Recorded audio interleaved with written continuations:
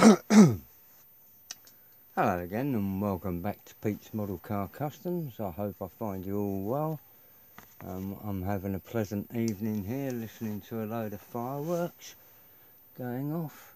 We're all celebrating Guy Fawkes Night on November the 5th, which was a attempt to blow up Parliament. Great guy to have in the government.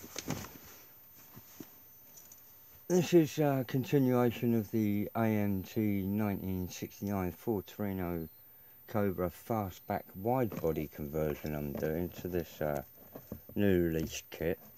The original version kit I'm doing as a street machine, and there'll be updates on that again soon.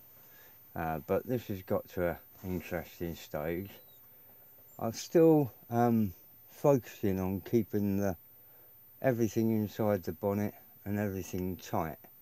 But before I move on to the car, I want to go over a little bit to something I was doing on the last video, which was scratch building the caliper. And as you can see there, I have got the caliper on a mounting bracket, and I didn't show you the fabrication of the mounting bracket the other day, and I thought, aha, I better include a little bit on that, just because you just don't want it floating, do you? And adding this to the underside of this car, or the model, where it was so basic, was leading me to develop more detail on these parts of the steering as I've done these. But the point was, I start off with, to make the mounting bracket itself, start off with a sheet of styrene, which you can see I've riddled with holes of various puncture sizes. So I want one that the hub will go into, or the closest I can get, because you can file it out a little bit to go onto that hub. As you can see, that's too tight on that one to go there. And I've marked round a bracket that I want to cut out. So, you know, I've squeezed, in fact, two brackets, one that I'm cutting there. What I want to do is have that to be on the centre and be able to clearly get to past the end of the washer. As I said yesterday, or in the last video, I'm using a stainless steel washer. It's 12mm outside diameter stainless steel washer. And I want that. It's a rough hole, Peter. Want that to slip over the centre hub. I'm just a quick twiddle with my blade is going to ream that out a little bit for me. Hopefully just enough to give me a bit of clearance. Oh, lovely jubbly. Right, so I can easily see where that, through that gap there, I can clearly see where the end of the disc is. And quite knowing that it's got a 12mm outside diameter, the radius is 6mm, isn't it? You just halve the diameter.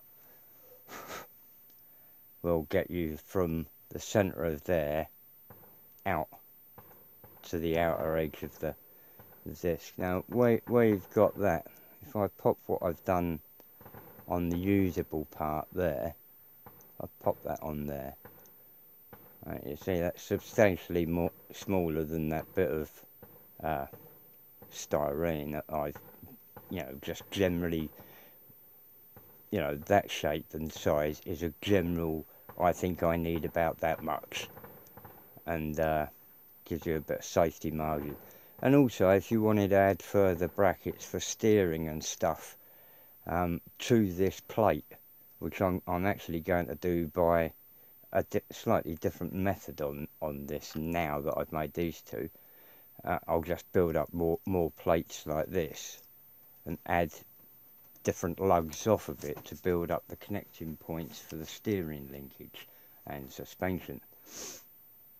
but that moves you on to just getting your trim that down to the size you sort of want it. I've cut a slot in the back there. That just relieves that a little bit to because I'd trimmed these ones to just being small. That just relieves the stress on that while I'm messing around with it. You know, so that's not totally tight. Right? So that's my other one mounted on there. So I've got one with the union area at the top that side, and one with the union area this side, top that side, and hopefully I've got the treads the right way around. But without gluing these on, I can easily swap it over if I realise they're wrong, but I think they're right. So that was the update from that. And like I said, you can build off lugs to, is there a handy bit of, no, not really, lying around. Just build off a 90-degree lug off of that to sort of connect any other details you want to put on there, whether it's A-arm ends or steering linkage. Going back to the other one, I've got, like I said, I've been jigging around with things. On the late model Mustang, I was looking at the sort of 60s period, had a cross brace, late 60s have a cross brace across the shock towers. This 1990s one had a, I'll pop that on there, will it show up? Right, had this cross brace on there of a tubular construction. I thought, oh, good idea, yeah, move it along, we are going all techno on this. So I clipped this off the sprue and hoped it would fit, but obviously with the span before it dips, it won't go under my hood bulge, and it didn't. So I've got to scratch build one that does, but it's got to, I've got to get this off clearly because I have got a lot jigged up under here and I can't quite reach with me yet. I'm over the top of a, oh, there we go. Right, right, there's my hosiery and cross brace for the air hoses to the turbos, and like I say, the cross brace, and keeping it all tucked in into the engine bay without fouling the hood. Let's see if I can get that. I've also added, if I move that a little further around, some further details. There's an increase to the wiper motor at the top. The original wiper motor,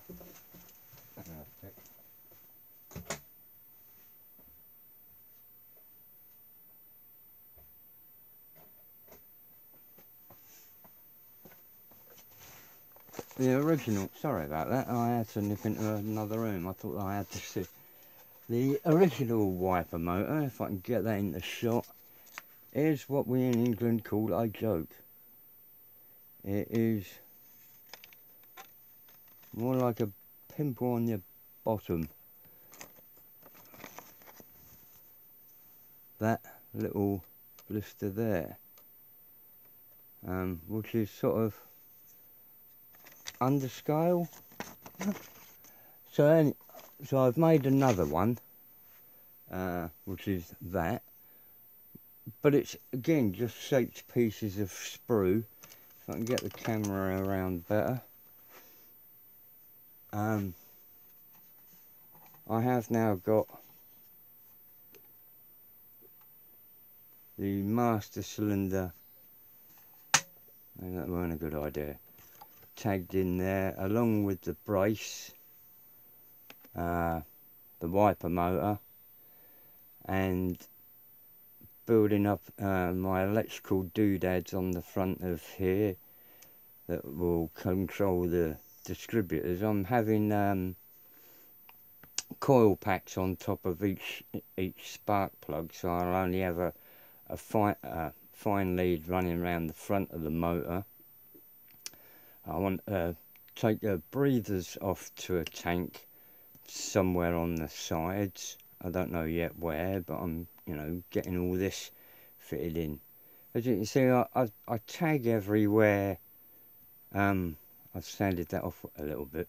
Where I'm bending, the centre of the bend, end of a bend, and work my way around. So as I've got this crossover worked out, if I swing around there a bit more,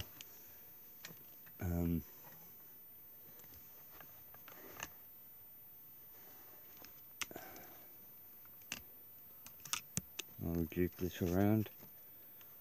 So I'm doing, right, down into the corner there you can see the turbocharger mounted in. I don't know whether that is too bright or not. What's that like? Can you see everything? The cross brace going over to the shock towers. I want to put another plate around the actual tower mount that will weld to my cross brace. I've got my fans down there. Like I say, there's my master cylinder. And this sort of crossover, I'll put this knife down before I stab myself with it. It's getting down into the bottom. I don't know whether. Tell you what, I've still got the finish on the right. Hang on, let's start dismantling it a bit. Last sort of finishing on the exhausts. There's one over the back. Like I say, which I'm going to wrap with a really fine silk. And if you've been with me for a long time, you'll have seen this before. But this real fine silk scarf makes great exhaust wrapping. Another thing you might find in your local charity whatever shops. If I can get that to go down there like that, I've got one leg of this tripod on each foot now. Right, so everything's in there and fits under the hood. But I've still got to be able to get in and... So that's that there, which as you can see is marked up again, like where you can just see some stress marks on a couple of bits, but where I've bent it and then made gusset plates to reinforce the joints. There's a mounting bracket at the back to go into the firewall, and mounting brackets on the ends there, which like I say will go to the shock towers. And this neatly fits under the scoop. There's sort of like two cigarette papers clearance underneath. And going back to the main doodad air system, they're not really going to help, are they? That all is still flexible because, like I said, I've got to take it all apart. Sorry, I was sort of holding my breath. And they're different lengths, but then they're also different lengths in this chamber. So the short one goes to the back quadrant of the plenum chamber, and the long hose goes to the front quadrant of the plenum chamber. And then I've got this crossover that will look pretty cool once it's all done up. And down at the lower edge there, come on camera, help me out here. I've got my turbo, you can see the inlet manifold, or inlet end there, drilled out for the pin that's in the manifold there. There's also a drilling for this exhaust manifold to hook up to its manifold, which is the one from the headers. And then I've got this pipe here, which is the exit pipe that will link up to my exhaust system, which hopefully I can get this over to have a look. Right down the bottom there is a white stripe. That's a bracket that will hold that to the chassis, and it's made from a piece of channel which cups the tube, and then another piece of strip around the tube itself will hold that onto the chassis there, so as I can get a good locating point for linking the rest of the exhaust system up. Wow. There's a few odds and sods parts knocking around, breather pipe collectors and things scattered around here. Little odds and sods have got to be made up.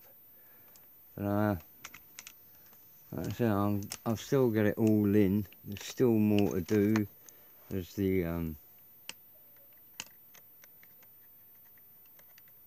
will come out.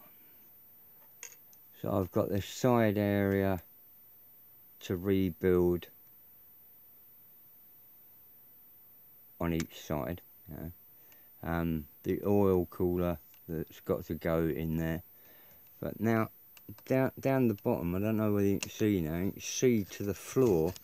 Let's get that jigged up. Right, see to the floor on the area that was underneath the radiator and is underneath the turbos. So I've cut all that back out. Now I know where everything's fitting and where I'm mounting points. I don't need that anymore. But I had it blanked off totally across the width to give me strength to the kit while I was messing around and not knowing where everything's going, and a good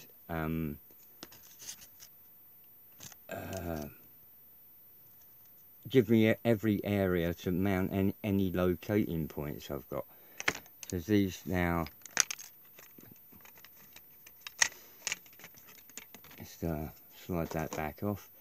The turbos are mounted in cups there, and you can see this exhaust mount I was on about at the bottom, and it's a bit trickier than that because half of it's fitted to the chassis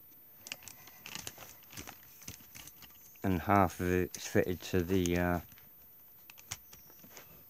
pipe. Well, what a lot of jiggling. Right, there we go.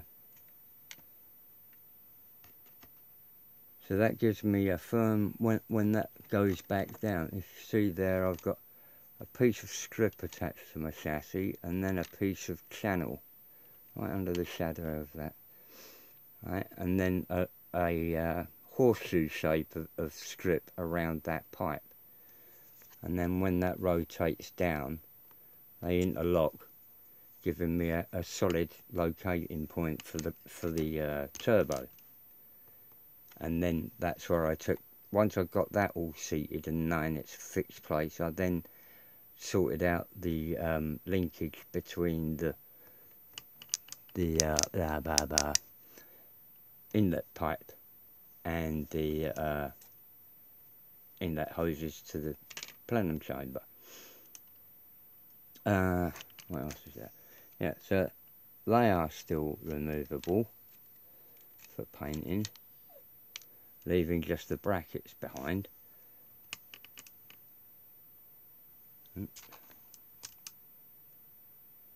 Now my next stage is to, like I said, I've got my engine mounting brackets to locate the engine properly. So as that's all stable, there's a stump there that these pieces of I-beam evergreen lock onto. So if I lift that up, whoops, and knock it everywhere, so still,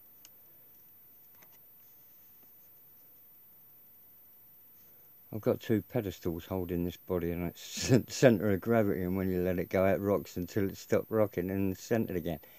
Anyway, that's the bottom point of the engine mount, and that's the exhaust pipe cup, leaving you the front turbo mount, the rear turbo mount, and this web of of framework that's gone around it all and underneath to be a cross brace to this all, you know. Anyway, well, don't know how long that is. If anyone's here, thank you very much. I hope it's have helped you if you're turboing a model car. You're going to come across the same sort of problems, I suppose. And best wishes from jolly old England. Bye.